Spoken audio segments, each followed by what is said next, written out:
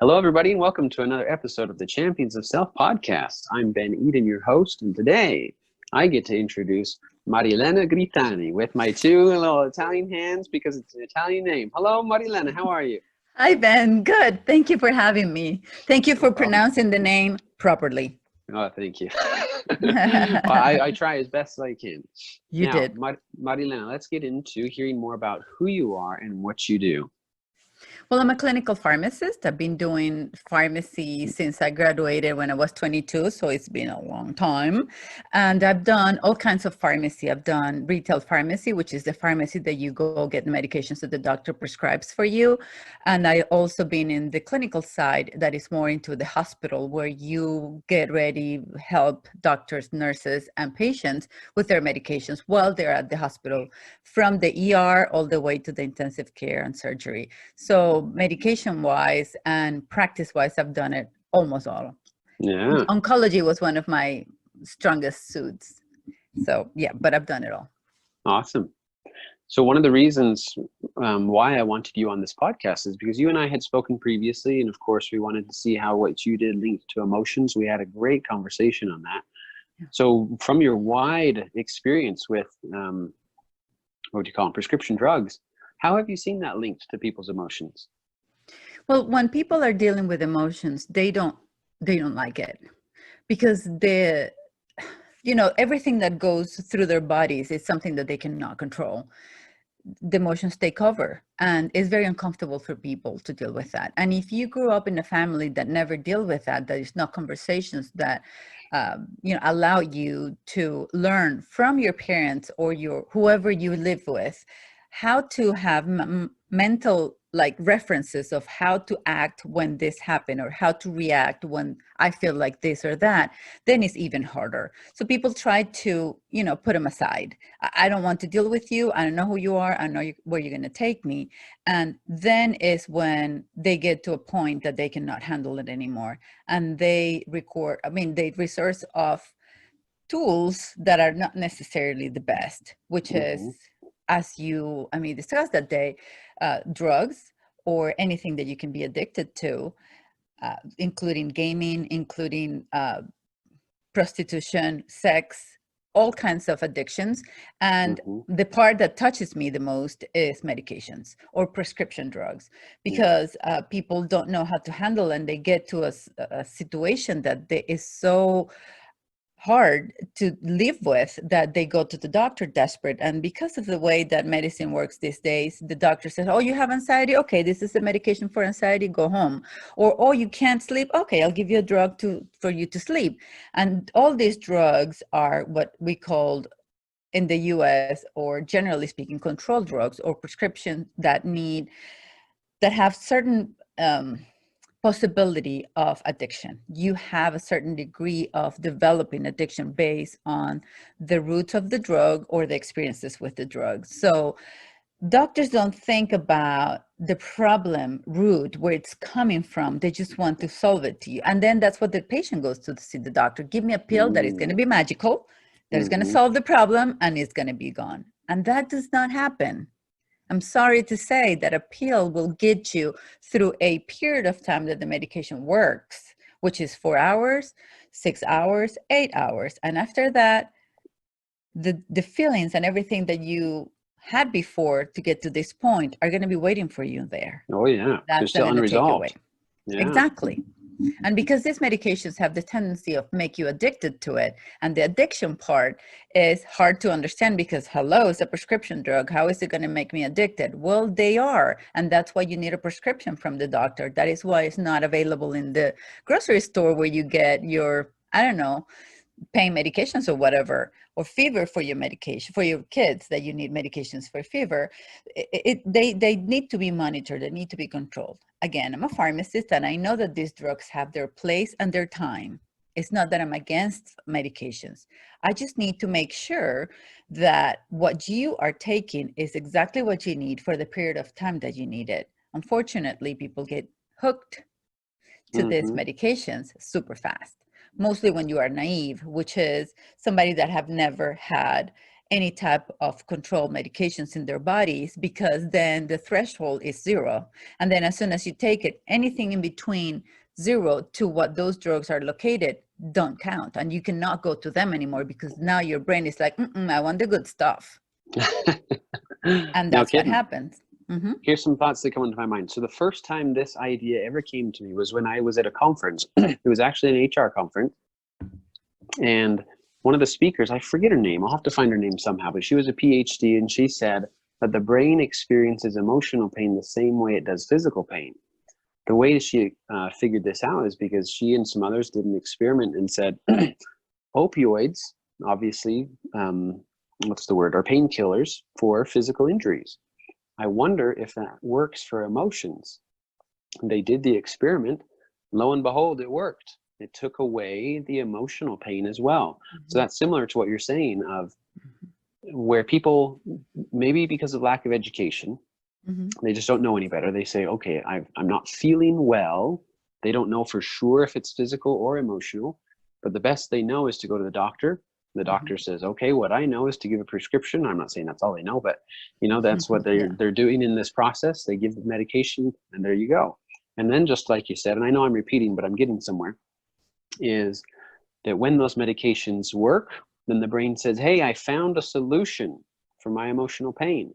Then when the medications run out, the brain says, hey, you need to go back to that solution, and thus starts the addiction. Yes. So knowing that and how it's a logical process, okay, I hope that gives some education for some of these listeners. Now, from your perspective, in your profession, let's talk about two perspectives. One towards the person like me, who we could give them some more education as to, here's something else you could try. I know we're not doctors, but just ideas. And then maybe what your thoughts are as far as the prescription side. What could be done, or what is already maybe being done, instead of just, let me write you a prescription? How can they be referred to places that will actually deal with the root of the problem? Well, let me start saying something that I didn't like, because I am a doctor. I have a doctorate in pharmacy, and that's something that people are not mindful of. They don't understand. We have gone to 6 years of education to become a PharmD, which is a pharmacy doctor. So yeah, I'm a doctor, not the kind that does surgery, but still a doctor. So going to your question, well, first of all, we need to check inside. Just look at ourselves in the mirror. Okay, what's wrong with you? What are you feeling? What is it that is manifesting on you that you don't know what it is? Because the problem is that you don't know what it is. What you know what to do. But when you don't know, then you need help. It's like when you go to your mom and say, when you were a baby, Mommy, I don't know what this is. What is it? Help me, right? Same thing. Now that you're an adult, it's not that you go to your mom necessarily, because some people do, and that's a great solution because you trust your mom and she might know about it. Others might not have that luxury, or the mothers might not know. So then you find an expert, and that's what I want to communicate to you. If you need somebody to help you, make sure it's an expert. You're not going to knock at the door of your roommate that is whatever he does or she does, or you're not going to go online and find a weirdo that only God knows where he or she got his education. Go to somewhere go to a place that is serious, that is reliable, and that somebody have recommended to you as a place that is good. And also looking online today is, the benefits that you kids, that's how I call you now, sorry, is that I had to go to a library to find information when I was your age. Now you have the internet and you can find stuff online, and then you can find a way for you to understand what your feelings are. And then there's a lot of group of people that are feeling the same way and they don't understand it. And most of them are your age, because that's where you find the solutions online. And then you talk about it. Be careful with predators, that they're everywhere, but try to find people that are similar to you that can help you understand that, number one, you're not alone. And number two, there is ways to treat this. I would say Start doing mindful things, start doing relaxation techniques, start doing some kind of meditation. Yeah, that sounds old and that sounds hippie. I understand that and I get it, because guess what? I said it until I needed to do it. And it was like, oh my God, I was so dumb. Why didn't I do this before? Mm-hmm. So you need to be in internal communication with yourself and Right. talk to yourself. Hold on, I'm feeling this and this is not normal. Every time that this happens, I feel like that. I wonder if it's connected, right? And oh, okay, so what is that? Let me just deal with that. Let me just find the root of it.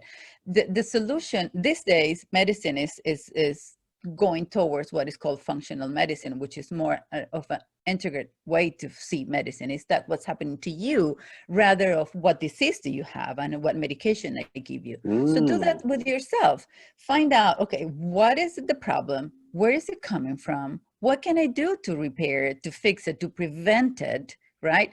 And then see if there is ways for you to get rid of it.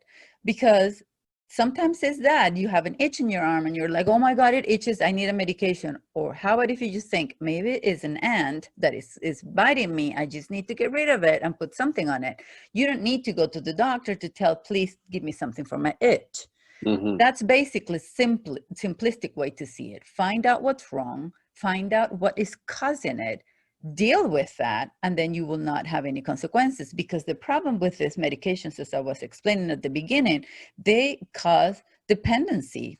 And then you might start taking it because you didn't know what else to do, but then you're hooked to these things and you will become addicted to it and get into a swirl that is going to hold you so hard that it's going to be very, very hard to get out of it. And most people, when the doctor does not want to give you more prescriptions because obviously you're getting addicted to it, then you find stuffs in the street, and then it's not good. Let's just say it that way. It's not good. What is the science or the pharmacy or medical group doing about this? Well, unfortunately, not that much. I try my best to educate my patients. When I was working in retail, I would tell you, hey, I'm giving you this 40 pills of whatever, but make sure you take it this way, because if not, you can get addicted to it. I need you to be careful. And sometimes it happened, sometimes it didn't, and people ended up being hooked to it. It's the person's decision. It's not my responsibility of the decisions that you make. My responsibility is to educate you, but you have the power to decide. Same thing with physicians. If they want to give you a bunch of controlled drugs and you take them all, who is taking them? You are not to tell me, oh, the physician gave it to me, so I'm going to take them. No, I can tell you that I went through 2 different surgeries, big surgeries in the past year, and I took one pain medication that they order, and I told them, don't order it. And they were like, you need to take it. No, I don't want to get hooked to that. I know better. And I took one because my husband made me. Seriously, he did, because he was afraid that I wasn't going to sleep that night.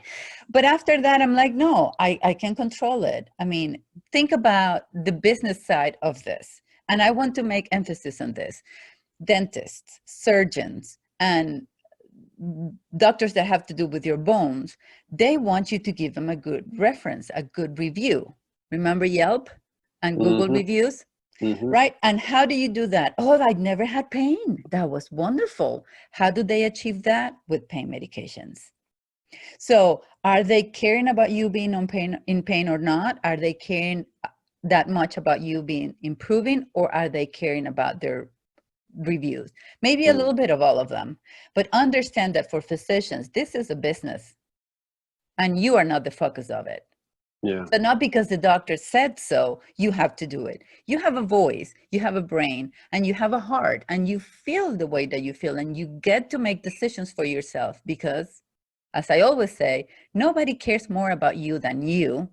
And nobody knows yourself better than you, because, well, you've been living in that body since you were born. So who else knows better than you, right? So do what you know you need to do, and internalize what the problem is. Talk to yourself, find out, and then look for an answer.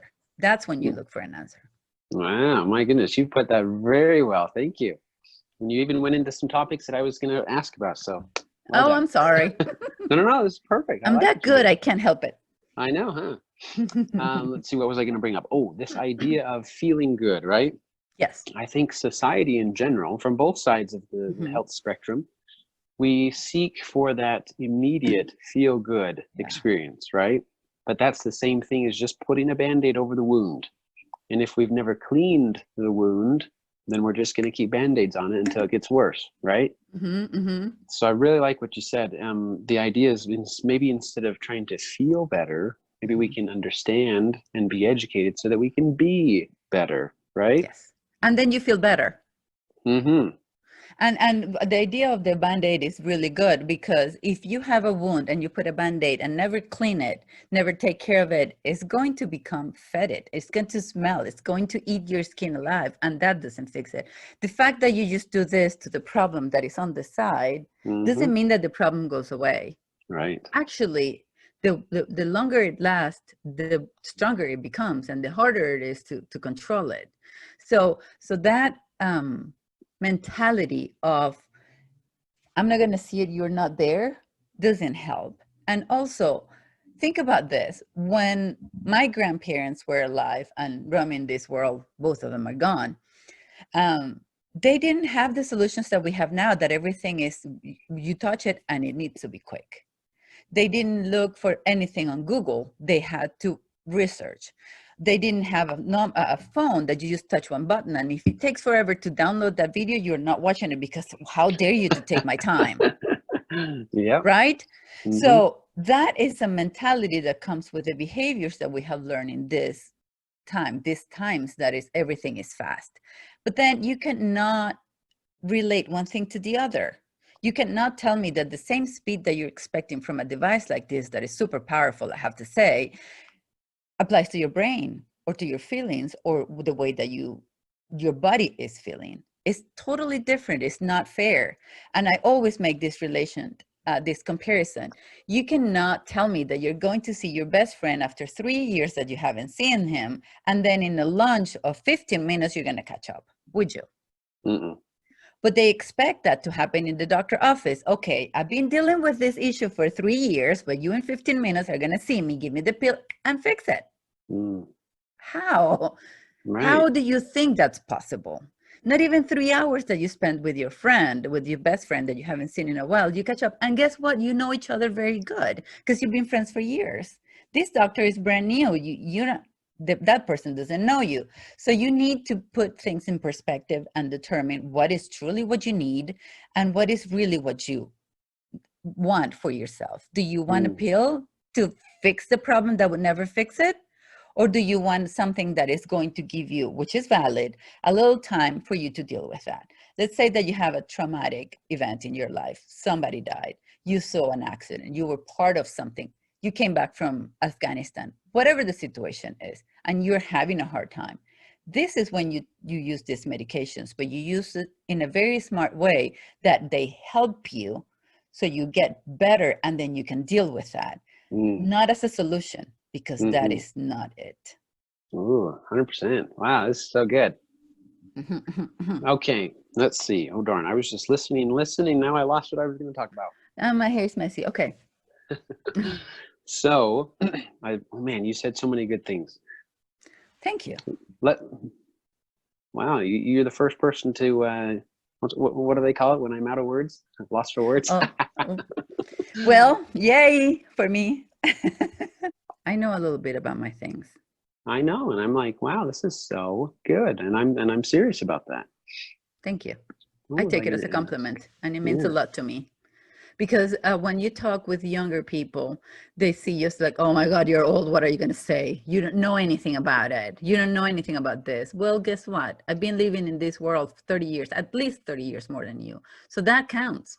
That does count. And when it's somebody that is not related to you, it's easier for you to accept and to take. Why? It doesn't make sense to me, but that's the way that it works. I know. You go to a therapist and you believe that therapist, but your mother has been telling you for 20 years and you never listen. Or your husband, same thing. So it's a matter of being open and understanding to people that are experts to you. And in this case, I know a little bit about drugs. That's why they call me the legal drug dealer, because I know a little bit about them. There you go. Okay, I remember my question. The name of my podcast. Go ahead. Oh, you have a podcast too? I do. It's called the What? Legal Drug Dealer Podcast. Yes, sir. And I we don't talk a remember. lot about medications, about drugs, about everything that has to do with healthcare. Because Oh, no knowledge is power. And I have a lot of knowledge, but I'm not sick. I don't have any issues. I don't have any problems because I know what to do when I get them. But you guys don't. So that's why I'm giving a little bit of me, of my what is here that is going to die with me, right? Putting hmm. it out there for the ones that need it, grab it and then go with it. I'm not telling you to do what I say. I just want to open that avenue for you to go research about it and find what is good for you. I Yes. always say, put in your algorithm and make it count. And then go ahead and make your own decisions because nothing works the same for everybody. And nobody knows better. Nobody's you better than yourself. So just put it in, mix it up, let it cook a little bit, and then come up with the solution or what you want to do.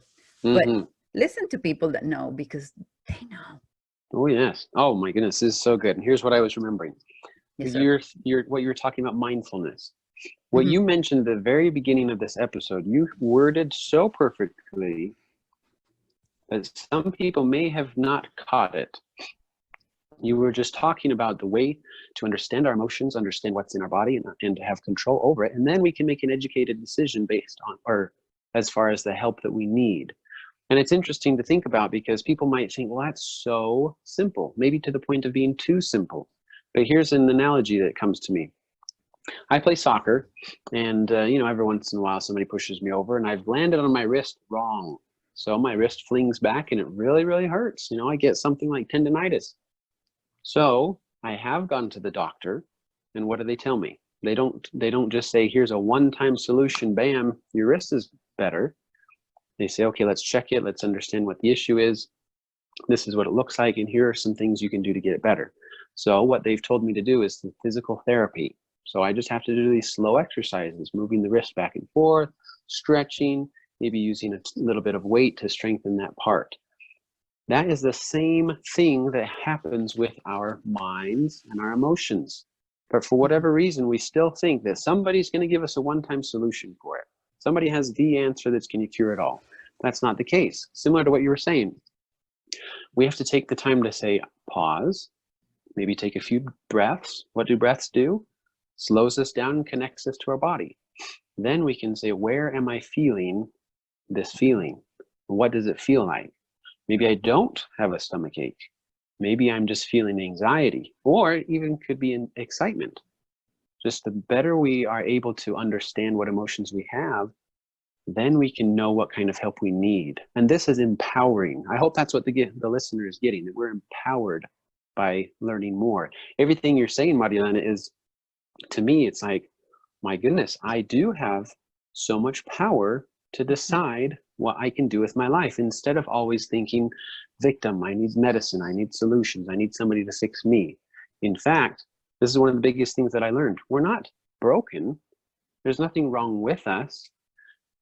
And in fact, what I do as a coach and what many people do is we don't meet with you and say, here's what you need to do and here's how to solve you.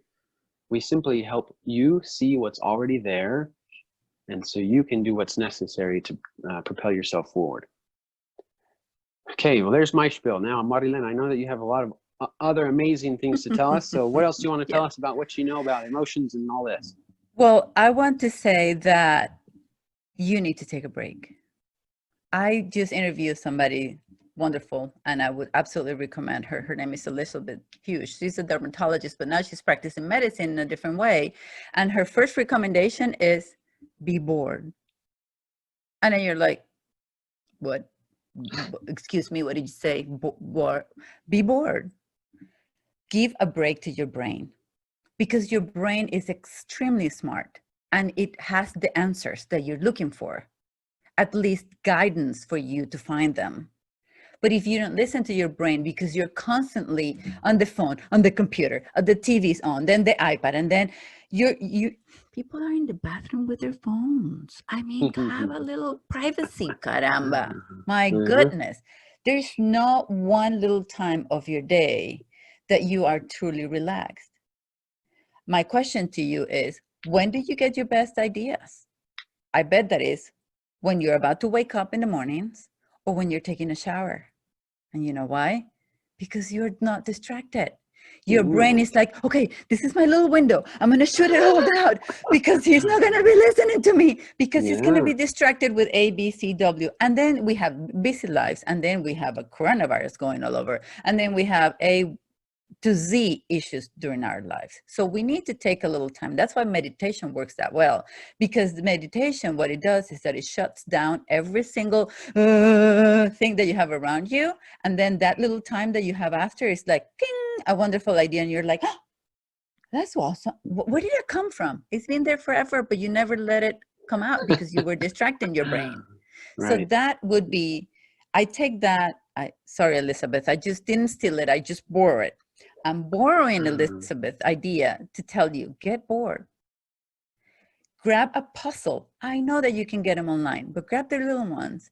And then the ones that are pieces that you can touch and start working on that. So your mind gets busy with that. And then everything else goes away. And after you're done, you're going to have a clear mind and you can have good ideas, good solutions, or maybe you can think about stuff that you never allow your brain to tell you because you were not open to listen to your brain. So there, you don't want to listen to anybody else. Listen to you at least and see what you have to say. Yes, I love that. And I can attest to the puzzle principle. Sometimes I love puzzles. Yeah, I do that as a break, right? Oh, I just don't want to, you know, I'm tired of thinking. I'm just going to do a puzzle. And then when I'm doing that, all sorts of clarity comes to me. Yeah. And guess what? It's not that expensive. You don't have to buy devices or buy any programs from anybody or go online and research for 20 hours and be frustrated.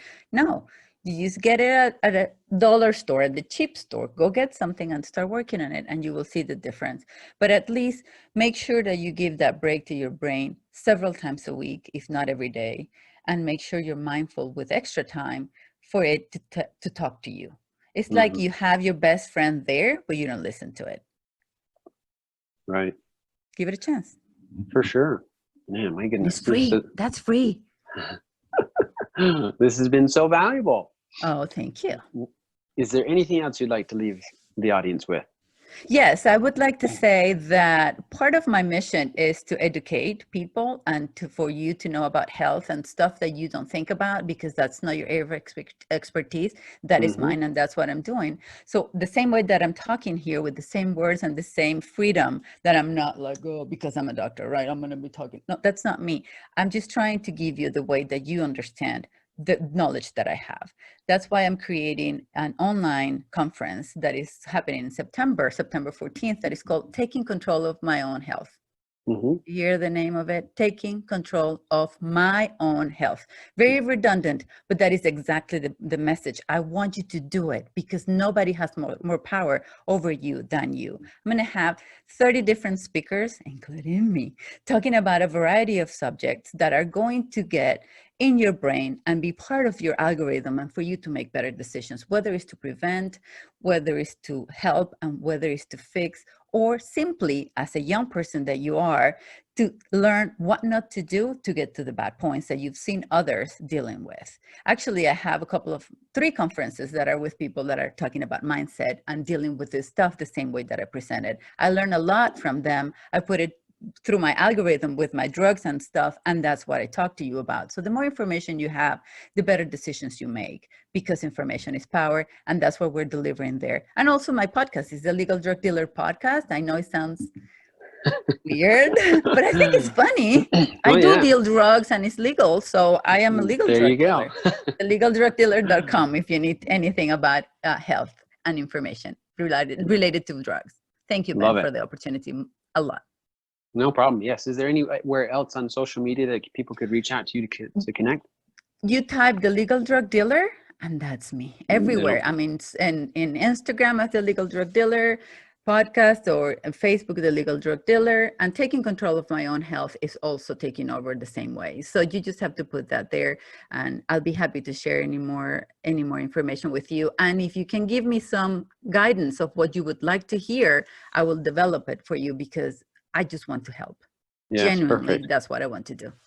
And we'll put that information in the notes for sure. How can people join this conference? Is it just virtual? They register? It's a free online conference, and It's going to be fun, and we're going to have so many perks, and it's going to be so many people that it's going to be awesome. And it's not for old people. Please don't think about that. I need you to, the sooner you learn about stuff that are not going to make you bad, the better you're going to spend the rest of your life. So please come over. I have stuff from everybody. If you're a kid, if you will have kids, if you're a grandparent, if you're a grandchild, for everybody, come over to Taking Control of My Own Health. Actually, you can right now register for the waiting list, and then whenever registration opens, you will get an email and tell you, hey, it's open, come over. takingcontrolofmyownhealth.com. That's where it is. Very nice. Well, sweet. This has been an excellent episode. Thank you, Marilena. You've taught us such good things. And listeners, I hope you found some serious value in this. If you liked today's episode, please leave us a positive review so then more people can hear this and be educated. So like Marilena said, that we can take control of our own health, something fascinating and very empowering. Thanks again for joining one more episode of the Champions of Self podcast, and we'll talk to you next time.